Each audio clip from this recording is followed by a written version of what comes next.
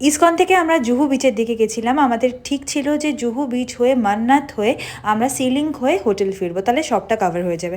ওখানে অনেক দোকান ছিল জুহু বিচের সামনে, সেখান থেকে একটু গোলা খেলাম। আর এই জুহু বিচের ধারে না সব বড় বড় সেলিব্রিটিদের বাড়ি, যদিও কোনো সেলিব্রিটিকে দেখতে পাইনি। এরপরে চলে এলাম আমাদের এসআরকের বাড়ির সামনে মান্নাত।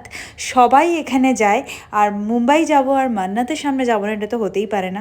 প্রচুর মানুষ এখানে 40 দিন 50 দিন ওয়েট করে আছে শুধু এসআরকে দেখবে বলে। আর মান্নাত তো মান্নাত নাই, যেন একটা প্রাসাদ। আর এত সুন্দর লোকেশানে বাড়িটা, সত্যি অপূর্ব। ওখান থেকে ফেরার পথে গ্যালাক্সি অ্যাপার্টমেন্টও দেখলাম, যেটা সালমান খানের। ওখান থেকে আমরা চলে গেলাম সিলিংয়ের দিকে।